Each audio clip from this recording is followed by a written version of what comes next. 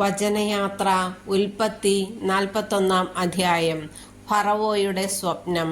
2 വർഷം കഴിഞ്ഞപ്പോൾ ഫറവോ ഒരു സ്വപ്നം കണ്ടു. അവൻ നൈൽ നദീതീരത്ത് നിൽക്കുകയായിരുന്നു. കൊഴുത്ത അഴകുള്ള 7 പശുക്കൾ നദിയിൽ നിന്ന് കയറി വന്നു. അവ പുൽത്തകിടിയിൽ മേഞ്ഞുകൊണ്ടിരുന്നു. അതിനുശേഷം മെലിഞ്ഞു വിരൂപമായ വേറെ 7 പശുക്കൾ നൈലിൽ നിന്ന് കയറി നദീതീരത്തു നിന്നിരുന്ന മറ്റു പശുക്കളുടെ അടുക്കൽ വന്നു നിന്നു. മെലിഞ്ഞ് വിരൂപമായ പശുക്കൾ കൊഴുത്ത അഴകുള്ള പശുക്കളെ വിഴുങ്ങിക്കളഞ്ഞു. അപ്പോൾ ഫറവോ ഉറക്കമുണർന്നു. അവൻ വീണ്ടും ഉറങ്ങിയപ്പോൾ വേറൊരു സ്വപ്നം ഉണ്ടായി. ഒരു തണ്ടിൽ പുഷ്ടിയും അഴകുമുള്ള 7 ധാന്യക്കതിരുകൾ വളർന്നു പൊങ്ങി. തുടർന്ന് 7 കതിരുകൾ കൂടി ഉയർന്നു വന്നു. അവ ശുഷ്കിച്ചവയും കിഴക്കൻ കാറ്റിൽ ഉണങ്ങിക്കരിഞ്ഞവയുമായിരുന്നു. ശോഷിച്ച 7 കതിരുകൾ പുഷ്ടിയും അഴകുമുള്ള കതിരുകളെ വിഴുങ്ങിക്കളഞ്ഞു. ഉറക്കമുണർന്നപ്പോൾ അതൊരു സ്വപ്നമായിരുന്നെന്ന് ഫറവോയ്ക്ക് മനസ്സിലായി. നേരം പുലർന്നപ്പോൾ അവൻ അസ്വസ്ഥനായി. ഈജിപ്തിലെ എല്ലാ മന്ത്രവാദികളെയും ജ്ഞാനികളെയും വിളിപ്പിച്ച് തൻ്റെ സ്വപ്നം അവരോട് പറഞ്ഞു. അത് വ്യാഖ്യാനിക്കാൻ ആർക്കും കഴിഞ്ഞില്ല. അപ്പോൾ പാനപാത്രവാഹകൻ ഫറവോയോട് പറഞ്ഞു, എൻ്റെ തെറ്റ് ഇന്ന് ഞാൻ മനസ്സിലാക്കുന്നു. ഫറവോ തൻ്റെ ദാസന്മാരോട് കോപിച്ചപ്പോൾ എന്നെയും പാചകപ്രമാണിയെയും സേനാനായകന്റെ വീട്ടിൽ തടവിലിട്ടു. ഒരു രാത്രി ഞങ്ങൾ ഇരുവരും സ്വപ്നം കണ്ടു, വ്യത്യസ്തമായ അർത്ഥമുള്ള സ്വപ്നങ്ങൾ. ഞങ്ങളുടെ കൂടെ ഒരു ഹെബ്രായ യുവാവ് ഉണ്ടായിരുന്നു. സേനാനായകന്റെ വേലക്കാരനായിരുന്നു അവൻ. ഞങ്ങളുടെ സ്വപ്നം അവനോട് പറഞ്ഞപ്പോൾ അവൻ അത് ഞങ്ങൾക്ക് വ്യാഖ്യാനിച്ചു തന്നു. ഇരുവർക്കും അവനവന്റെ സ്വപ്നത്തിനൊത്ത വ്യാഖ്യാനമാണ് തന്നത്. അവൻ ഞങ്ങൾക്ക് വ്യാഖ്യാനിച്ചു തന്നതുപോലെ തന്നെ സംഭവിച്ചു. എന്നെ അവിടുന്ന് ഉദ്യോഗത്തിൽ പുനഃസ്ഥാപിച്ചു. പാചകപ്രമാണിയെ തൂക്കിലിടുകയും ചെയ്തു. അപ്പോൾ ഫറവോ ജോസഫിനെ ആളയച്ചു വരുത്തി. അവർ അവനെ തിടുക്കത്തിൽ ഇരുട്ടറയിൽ നിന്ന് പുറത്തു കൊണ്ടുവന്നു. അവൻ ക്ഷൗരം ചെയ്ത് ഉടുപ്പും മാറ്റി ഫറവോയുടെ മുൻപിൽ ഹാജരായി. ഫറവോ ജോസഫിനോട് പറഞ്ഞു, ഞാനൊരു സ്വപ്നം കണ്ടു. അത് വ്യാഖ്യാനിക്കാൻ ആർക്കും കഴിയുന്നില്ല. നിനക്ക് സ്വപ്നം വ്യാഖ്യാനിക്കാൻ കഴിയുമെന്ന് ഞാൻ അറിഞ്ഞു. ജോസഫ് ഫറവോയോട് പറഞ്ഞു, അത് എൻ്റെ കഴിവല്ല, എന്നാൽ ദൈവം ഫറവോയ്ക്ക് തൃപ്തികരമായ ഉത്തരം നൽകും. ഫറവോ ജോസഫിനോട് പറഞ്ഞു, സ്വപ്നം ഇതാണ്. ഞാൻ നൈലിൻ്റെ തീരത്ത് നിൽക്കുകയായിരുന്നു. കൊഴുത്ത അഴകുള്ള 7 പശുക്കൾ നൈലിൽ നിന്ന് കയറി വന്നു പുൽത്തകിടിയിൽ മേയാൻ തുടങ്ങി. അവയ്ക്കു പുറമെ മെലിഞ്ഞ് വിരൂപമായ 7 പശുക്കളും കയറി വന്നു. അത്തരം പശുക്കളെ ഈജിപ്തിലെങ്ങും ഞാൻ കണ്ടിട്ടില്ല. ശോഷിച്ചു വിരൂപമായ ആ പശുക്കൾ ആദ്യത്തെ 7 കൊഴുത്ത പശുക്കളെ വിഴുങ്ങിക്കളഞ്ഞു. എന്നാൽ മെലിഞ്ഞ പശുക്കൾ അവയെ വിഴുങ്ങിയെന്ന് ആർക്കും മനസ്സിലാക്കാൻ കഴിയുമായിരുന്നില്ല. കാരണം മുൻപെന്ന പോലെ തന്നെ ശോഷിച്ചാണ് അവ കാണപ്പെട്ടത്.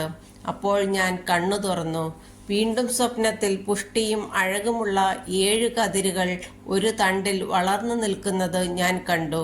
തുടർന്ന് ശുഷ്കിച്ചതും കിഴക്കൻ കാറ്റിൽ വാടിക്കരിഞ്ഞതുമായ 7 കതിരുകൾ പൊങ്ങി വന്നു. ശുഷ്കിച്ച കതിരുകൾ നല്ല കതിരുകളെ വിഴുങ്ങിക്കളഞ്ഞു.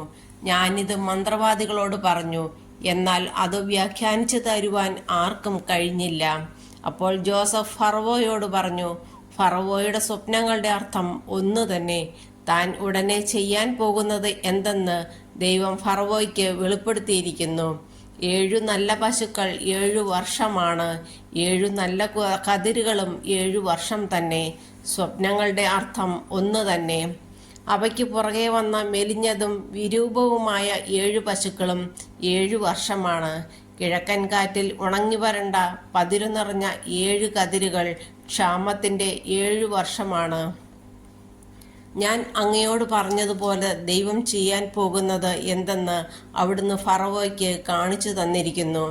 ഈജിപ്ത് മുഴുവനും സുഭിക്ഷത്തിൻ്റെ 7 വർഷങ്ങൾ വരാൻ പോകുന്നു. അതേ തുടർന്ന് ക്ഷാമത്തിൻ്റെ 7 വർഷങ്ങളുണ്ടാകും. സമൃദ്ധിയുടെ കാലം ഈജിപ്ത് രാജ്യം മറന്നുപോകും. ക്ഷാമം നാടിനെ കാർന്നു തിന്നും. പിന്നാലെ വരുന്ന ക്ഷാമം മൂലം സമൃദ്ധി ഈജിപ്തിൻ്റെ ഓർമ്മയിൽ പോലും നിൽക്കില്ല. കാരണം ക്ഷാമം അത്രയ്ക്ക് രൂക്ഷമായിരിക്കും. സ്വപ്നം ആവർത്തിച്ചതിൻ്റെ അർത്ഥം ദൈവം ഇക്കാര്യം തീരുമാനിച്ചുറച്ചെന്നും ഉടനെ അത് നടപ്പിലാക്കുന്നുമാണ്. അതുകൊണ്ട് ഫറവോ വിവേകിയും ബുദ്ധിമാനുമായ ഒരാളെ കണ്ടുപിടിച്ച് ഈജിപ്തിന്റെ മുഴുവൻ അധിപനായി നിയമിക്കണം. ഫറവോ നാട്ടിലെങ്ങും മേൽനോട്ടക്കാരെ നിയമിച്ചു. സമൃദ്ധിയുടെ 7 വർഷങ്ങളിലും വിളവിന്റെ 1/5 ശേഖരിക്കണം. വരാൻ പോകുന്ന സമൃദ്ധിയുടെ വർഷങ്ങളിൽ അവർ ധാന്യം മുഴുവൻ ശേഖരിച്ച് അത് ഫറവോയുടെ അധികാരത്തിന് കീഴ് നഗരങ്ങളിൽ ഭക്ഷണത്തിനായി സൂക്ഷിച്ചു വയ്ക്കണം. ഈജിപ്തിൽ 7 വർഷം നീണ്ടു നിൽക്കാൻ പോകുന്ന ക്ഷാമത്തെ നേരിടാനുള്ള കരുതൽ ധാന്യമായിരിക്കും അത്. അങ്ങനെ നാട് പട്ടിണി കൊണ്ട് നശിക്കാതിരിക്കും. ജോസഫ് ഈജിപ്തിന്റെ അധിപൻ. ഈ നിർദ്ദേശം കൊള്ളാമെന്ന് ഫറവോയ്ക്കും അവന്റെ സേവകന്മാർക്കും തോന്നി. ഫറവോ സേവകന്മാരോട് പറഞ്ഞു, ദൈവത്തിന്റെ ആത്മാവ് കുടികൊള്ളുന്ന ഇവനെപ്പോലെ മറ്റൊരു മനുഷ്യനെ കണ്ടെത്താൻ നമുക്ക് കഴിയുമോ? ഫറവോ ജോസഫിനോട് പറഞ്ഞു, ദൈവം ഇക്കാര്യമെല്ലാം നിനക്ക് വെളിപ്പെടുത്തി തന്നിരിക്കുന്നത് കൊണ്ട് നിന്നെപ്പോലെ വിവേകിയും ബുദ്ധിമാനുമായ ഒരാൾ വേറെയില്ല. നീ എൻ്റെ നാടിന് മേലാളായിരിക്കും. എൻ്റെ ജനം മുഴുവൻ നിന്റെ വാക്കനുസരിച്ച് പ്രവർത്തിക്കും. സിംഹാസനത്തിൽ മാത്രം ഞാൻ നിന്നേക്കാൾ വലിയവനായിരിക്കും. ഫറവോ തുടർന്നു, ഇതാ ഈജിപ്ത് രാജ്യത്തിന് മുഴുവൻ അധിപനായി നിന്നെ ഞാൻ നിയമിച്ചിരിക്കുന്നു. ഫറവോ തൻ്റെ കയ്യിൽ നിന്ന് മുദ്രമോതിരം ഊരിയെടുത്ത് ജോസഫിനെ അണിയിച്ചു. അവനെ പട്ടുവസ്ത്രങ്ങൾ ധരിപ്പിച്ചു. കഴുത്തിൽ ഒരു സ്വർണമാല ഇടുകയും ചെയ്തു. അവൻ തൻ്റെ 2-ാം രഥത്തിൽ ജോസഫിനെ എഴുന്നള്ളിച്ചു. മുട്ടുമടക്കുവിൻ എന്ന് അവർ അവനു മുൻപേ വിളിച്ചു പറഞ്ഞുകൊണ്ടിരുന്നു. അങ്ങനെ ഫറവോ അവനെ ഈജിപ്തിന് മുഴുവൻ അധിപനാക്കി. ഫറവോ ജോസഫിനോട് പറഞ്ഞു, ഞാൻ ഫറവോ ആണ്. നിന്റെ സമ്മതം കൂടാതെ ഈജിപ്ത് ദേശത്തിലെങ്ങും ആരും കയ്യോ കാലോ ഉയർത്തുകയില്ല. അവൻ ജോസഫിന് സാഫ്നത്ത് ഫാനയ എന്നു പേരിട്ടു. ഓനിലെ പുരോഹിതനായ പൊത്തിഫറായുടെ മകൾ അസ്നത്തിനെ അവന് ഭാര്യയായി കൊടുക്കുകയും ചെയ്തു. ജോസഫ് ഈജിപ്ത് മുഴുവൻ സഞ്ചരിച്ചു. ഈജിപ്തിലെ രാജാവായ ഫറവോയുടെ സേവനത്തിൽ പ്രവേശിച്ചപ്പോൾ ജോസഫിന് 30 വയസ്സായിരുന്നു. ഫറവോയുടെ മുൻപിൽ നിന്ന് പോയി അവൻ ഈജിപ്ത് മുഴുവൻ ചുറ്റി സഞ്ചരിച്ചു. സുഭിക്ഷത്തിന്റെ 7 വർഷം ഭൂമി സമൃദ്ധമായി വിളവ് നൽകി.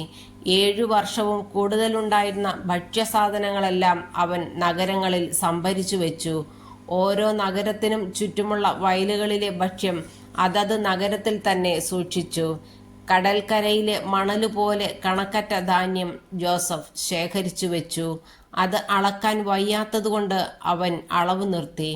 ക്ഷാമകാലം തുടങ്ങും മുമ്പ് ഓനിന്റെ പുരോഹിതനായ പൊത്തിഫറായുടെ മകൾ അസ്നത്തിൽ അവന് 2 പുത്രന്മാർ ജനിച്ചു. എൻ്റെ കഷ്ടപ്പാടും പിതാവിൻ്റെ വീടും എല്ലാം മറക്കാൻ ദൈവം ഇടയാക്കിയിരിക്കുന്നു എന്ന് പറഞ്ഞുകൊണ്ട് അവൻ തൻ്റെ കടിഞ്ഞൂൽപുത്രനെ മനാസെ എന്ന് വിളിച്ചു. 2-ാമനെ അവൻ എഫ്രായിം എന്ന് വിളിച്ചു. എന്തെന്നാൽ കഷ്ടതകളുടെ നാട്ടിൽ ദൈവം എന്നെ സന്താനപുഷ്ടിയുള്ളവനാക്കിയിരിക്കുന്നു എന്ന് അവൻ പറഞ്ഞു. ഈജിപ്തിലെ സമൃദ്ധിയുടെ 7 വർഷം അവസാനിച്ചു. ജോസഫ് പറഞ്ഞതുപോലെ ക്ഷാമത്തിന്റെ 7 വർഷങ്ങൾ ആരംഭിച്ചു. എല്ലാ നാടുകളിലും ക്ഷാമമുണ്ടായി. എന്നാൽ ഈജിപ്തിൽ ആഹാരമുണ്ടായിരുന്നു. ഈജിപ്തിലെല്ലാം ക്ഷാമമായപ്പോൾ ജനങ്ങൾ ഫറവോയുടെ അടുക്കൽ ആഹാരത്തിന് അപേക്ഷിച്ചു. അവൻ ഈജിപ്തുകാരോട് പറഞ്ഞു, ജോസഫിന്റെ അടുത്തേക്ക് ചെല്ലുക, അവൻ നിങ്ങളോട് പറയുന്നത് പോലെ ചെയ്യുക. ദേശമെല്ലാം പട്ടിണി വ്യാപിച്ചപ്പോൾ ജോസഫ് കലവറകൾ തുറന്ന് ഈജിപ്തുകാർക്ക് ധാന്യം വിറ്റു. ഈജിപ്തിൽ പട്ടിണി വളരെ രൂക്ഷമായിരുന്നു. ജോസഫിന്റെ പക്കൽ നിന്ന് ധാന്യം വാങ്ങാൻ എല്ലാ ദേശങ്ങളിലും നിന്ന് ആളുകൾ ഈജിപ്തിലെത്തി. ലോകത്തെല്ലാം പട്ടിണി രൂക്ഷമായിരുന്നു.